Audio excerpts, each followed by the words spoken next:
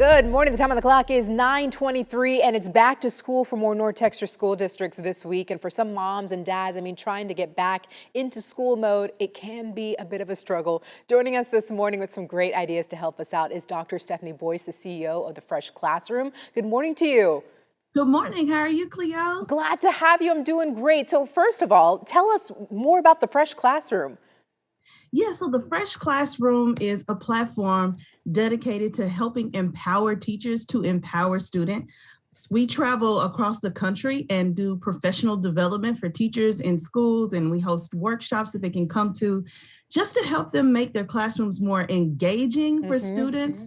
And increasing the fun factor in those classrooms. That's a little bit about what we do. Very cool. Dr. Boyce, as we gear up for this new school year, when schedules start to get jam-packed with school and those extracurricular activities, what advice can you offer viewers for maybe just balancing it all? It's a lot going on right now.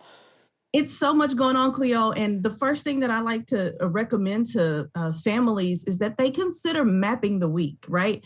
So for me, that looks like when we start Monday, it's like a race has already started and taken off. So like, how can we dedicate even an hour on a Saturday or a Sunday where we can sit down and plan for the week? Okay, what does this week look like?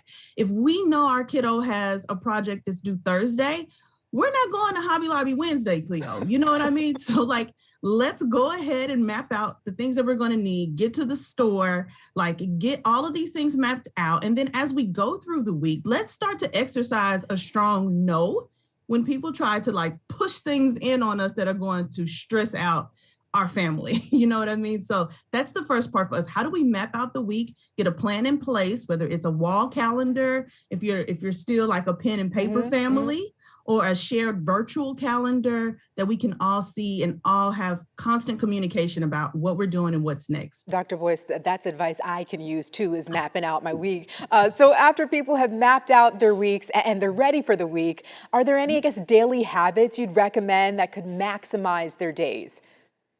For sure. I think the first one that I love to go to myself is trying to hold some space to be. And that looks like a morning practice, and it's different for everybody. It may include yoga or meditation, or depending on your faith, prayer or quiet time, but trying to get even adults into a practice of having some time before our alarms go off and our feet hit the ground and we're running all day long with the hustle and bustle. How can we start to create a practice? And what I see with kids a lot of times is the younger they start a practice, the more likely they are to internalize it. And this helps them even if they have behavioral challenges or struggles with transitions in school. If they have this practice, okay, how do I stop, reflect, get centered? This is something that can really help them in just their day-to-day lives and practice in general. That's a good one. Before we go here, the state of Texas is really working to implement new measures to ensure students' safety in schools. What can parents and guardians do at home to address these concerns as well? That's a really great question. There's so much going on with school safety.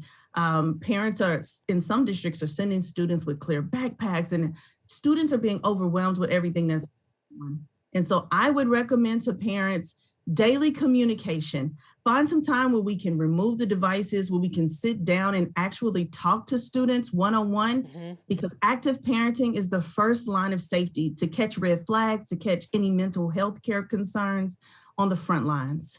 Makes sense. Dr. Boyce, thank you so much for joining us this morning. We're going to be sure to get all that information on our website at WFAA.com. Thank you for joining us.